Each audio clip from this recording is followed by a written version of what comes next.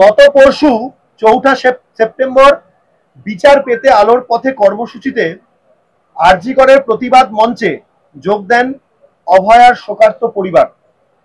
সমস্ত সংবাদ মাধ্যমের সামনে যে হৃদয় বিদারক নির্মম অভিজ্ঞতা, পুলিশি নিষ্ক্রিয়তা এবং স্বতঃপ্রণোদিতভাবে ঘটনাকে ধামাচাপা দেওয়ার যে নিষ্ঠুর ষড়যন্ত্র তারা প্রকাশ করেছেন, প্রশাসনের দিকে যে প্রশ্নবাণ তারা ছুড়েছেন তা স্তম্ভিত করেছে আমাদের আপামর জনসাধারণকে। ঘটনার দিন ও পরবর্তীকালে পুলিশের নক্কারজনক পাশবিক ভূমিকা আর একবার আমাদের দাবির যথার্থতাকে প্রমাণ করে। আমরা এই প্রত্যেকটি প্রশ্নের উত্তর পেতে ও এই ষড়যন্ত্রে যুক্ত প্রত্যেকটি ব্যক্তির বিরুদ্ধে প্রশাসনিক পদক্ষেপ ও শাস্তি ছিনিয়ে আনার বিষয়ে বদ্ধপরিকর। পুলিশ কমিশনারের পদত্যাগ আমরা আগেই দাবি করেছিলাম।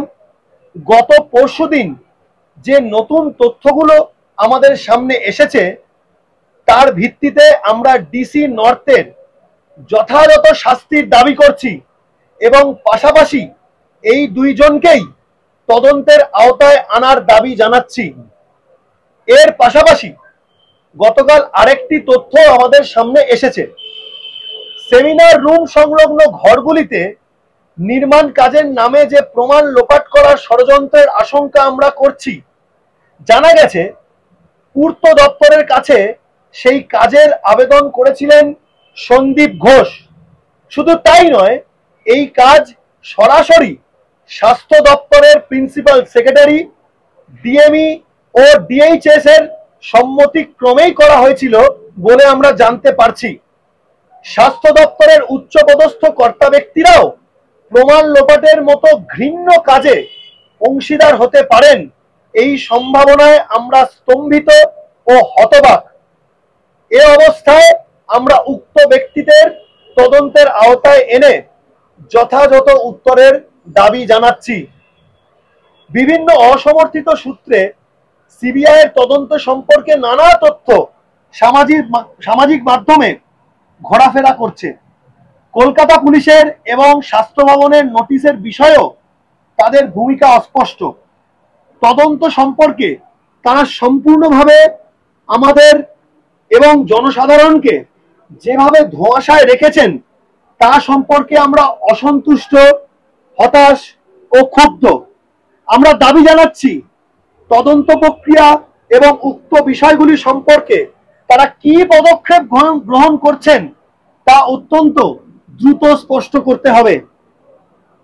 আরেকটি অদ্ভুত এবং অত্যন্ত সন্দেহজনক কার্যকলাপ মেডিকেল কলেজগুলিতে আমরা দেখতে পাচ্ছি। এসএসকেএম, আরজি কর, ন্যাশনাল মেডিকেল কলেজ, এনআরএস সহ কলকাতার কলেজগুলির গেটের বাইরে মে আই হেল্প ইউ নামের এক কিয়স্ক তৈরি করে রোগীদেরকে বিভ্রান্ত করার চক্রান্ত চলছিল। সেখানে বসে তারা চেষ্টা করছিল সাধারণ গরিব মানুষকে চিকিৎসা বন্ধ থাকার অজুহাতে সরকারি হাসপাতাল থেকে বেসরকারি হাসপাতালের দিকে ঠেলে দেওয়ার। আমরা মনে করি এটি আমাদের আন্দোলনকে এবং সর্বোপরি সরকারি হাসপাতালে যে সিনিয়র চিকিৎসকরা অত্যন্ত পরিশ্রম করে এতদিন পরিষেবা দিয়ে চলেছেন তাদের সবাইকে কালিমালিপ্ত করার একটি ঘৃণ্য প্রচেষ্টা।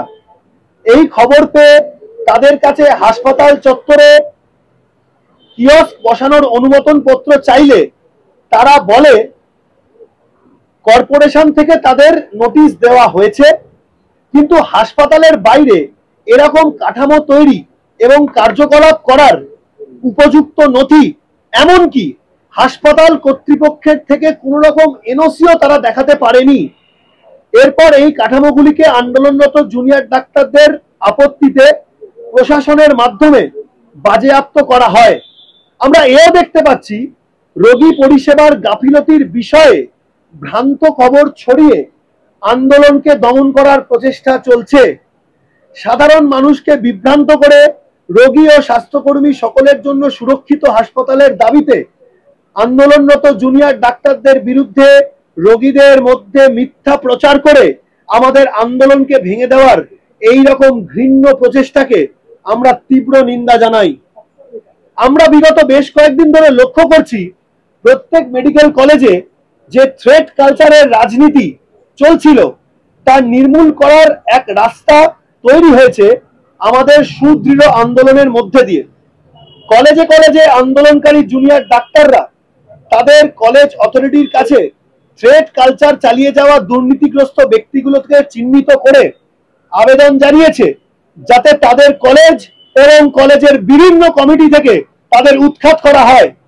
সেই জঞ্জাল পরিষ্কারের কাজ চলছে কলেজে কলেজে এবং আমরা এই থ্রেট কালচার উৎপাটনের বিষয়ে বদ্ধপরিকর।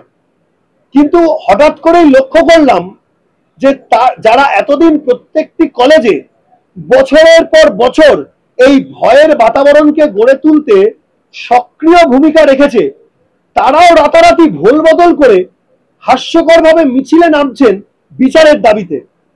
যে মুষ্টিমেয় মানুষগুলোর নাম বারংবার উঠে আসছে এই থ্রেট কালচারের চালানোর শিরোনামে, আজ তারাই দেখি ঘোষণা করছে থ্রেট কালচার নিপাত যাক। এই দ্বিচারিতা আসলে এই মুখোশধারী মানুষগুলোর পিঠ বাঁচানোর একটি প্রয়াস বলে আমরা মনে করছি।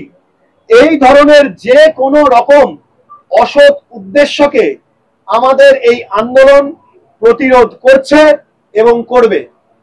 ছাত্রছাত্রী, শিক্ষক শিক্ষিকার সম্পর্ক ও সর্বোপরি ডাক্তার ও রোগীদের মধ্যে সুস্থ সম্পর্ক বজায় রাখা ও কলেজে কলেজে গুন্ডাগিরি বন্ধ করতে প্রতিটি কলেজে নির্বাচিত প্রতিনিধিদের নিয়ে স্টুডেন্টস ইউনিয়ন ও রেসিডেন্ট ডক্টরস অ্যাসোসিয়েশন তথা আরডিএ তৈরি করা প্রয়োজন। কলেজ কাউন্সিল, রোগী কল্যাণ সমিতি সহ সমস্ত সিদ্ধান্তকারী কমিটিতে তাদের প্রতিনিধিত্ব থাকা প্রয়োজন, না হলে ভবিষ্যতে ভয়ের বাতাবরণ ও এই নারকীয় দুর্ঘটনার পুনরাবৃত্তি ঘটবে বলে ডাব্লিউবিজেডিএফ মনে করছে। গতকাল আমরা জানতে পারলাম যে মহামান্য সুপ্রিম কোর্ট এই কেসের পরবর্তী শুনানির দিন 9 সেপ্টেম্বর, অতএব সোমবার নির্ধারণ করেছেন। 9 সেপ্টেম্বর অভয়ার ন্যায় বিচার পাওয়ার লড়াইয়ের 1 মাস। সেই শুনানির দিকে তাকিয়ে আমরা আগামী কিছু কর্মসূচির উদ্যোগ নিয়েছি। আপামর জনসাধারণের কাছে আমাদের অনুরোধ, স্বতঃস্ফূর্তভাবে যেভাবে এতদিন তারা আমাদের আন্দোলনের পাশে ছিলেন সেভাবে আগামীতেও এই কর্মসূচিগুলিতে নিজেদের তরফে সউদ্যোগে তারা সফল করে যেন তোলেন। গত রবিবার 1 সেপ্টেম্বর আমরা শহরের বিভিন্ন প্রান্তে অভয়া ক্লিনিক পরিষেবা শুরু করেছিলাম। একদিনের ব্যাপক সমর্থন আমাদের ভরসা জুগিয়েছে। আগামী 8ই সেপ্টেম্বর রবিবার আমরা পশ্চিমবঙ্গের জেলায় জেলায় বিভিন্ন জায়গায় অভয়া ক্লিনিকের আয়োজন করব। সকাল 10টা থেকে সমস্ত চিকিৎসক সমাজ, স্বাস্থ্যকর্মী ও আপামর জনসাধারণের কাছে আমাদের আহ্বান, নিজ নিজ স্তরে যতদূর সম্ভব এই উদ্যোগকে সফল করুন।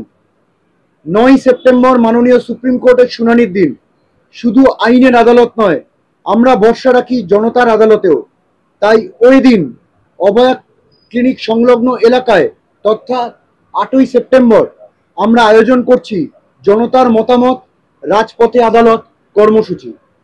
রাজ্যের যে জনগণ আমাদের সহকর্মীর বিচার চাইতে আমাদের সাথে গলা মিলিয়েছেন, পা মিলিয়েছেন, রাত দখল করেছেন, হাতে হাত রেখে গড়েছেন সুবিশাল মানব শৃঙ্খল, তাদের সবার আদালত থেকেই আমরা জেনে নেব আমাদের সুস্পষ্ট 5 দফা দাবি নিয়ে তাদের কি রায়। স্বতঃস্ফূর্ত আন্দোলনের জোয়ারে 8ই সেপ্টেম্বর বিকেল 5টায় যে গ্লোবাল প্রোটেস্ট, গ্লোবাল হিউম্যান চেনের যে উদ্যোগ নেওয়া হয়েছে তার সাথে পূর্ণ সহমত রেখে আমাদের আহ্বান, রবিবার বিকেল 5টায় রাস্তায় মানববন্ধন করে নিজ নিজ জাতীয় সঙ্গীত গাইবার।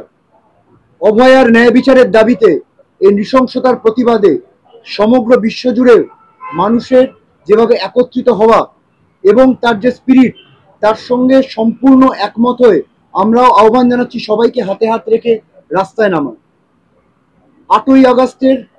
9ই আগস্টের সেই নারকীয় রাত আমরা কোনোদিন ভুলব না। সেই রাত ছিল এক ভয়াবহ রাত, এক আশঙ্কার রাত।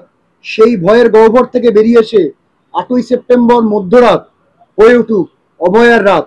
আসুন 8 থেকে 9 তারিখের মধ্যরাতে 12টার সময় আমরা বেরিয়ে পড়ি রাস্তায়, শান্তিপূর্ণ প্রতিবাদ কর্মসূচি পালন করি নিজস্ব পরিসরে এবং একে অপরের পাশে এসে গড়ে তুলি এক সম্মিলিত মনোবল। এই থাকুক আমাদের প্রত্যয়। এবং সুপ্রিম কোর্টের রায়ের দিকে অধীর আগ্রহে তাকিয়ে আমরা সমগ্র জনসাধারণের কাছে আহ্বান জানাচ্ছি, 9 সেপ্টেম্বর অভয়ার অবিচারের 30 দিন পর সকাল 10টা থেকে 10:30 অবধি 30 মিনিটের জন্য আমরা সবাই নিজেদের কাজ বন্ধ রেখে বেরিয়ে আসি রাস্তায়। আমাদের জমায়েত থেকে সম্মিলিত কণ্ঠস্বর গর্জে উঠুক, আর কবে। এবং আমরা জানিয়ে দিতে চাই, বিচারের দাবিতে আমাদের নজর যেরকম থাকবে সুপ্রিম কোর্টের দিকে, তেমনি আমাদের আন্দোলনকে আরো তীব্র আকার দিতে আমাদের পরবর্তী কর্মসূচি আমরা ঘোষণা করব 9 সেপ্টেম্বরের শুনানির পর।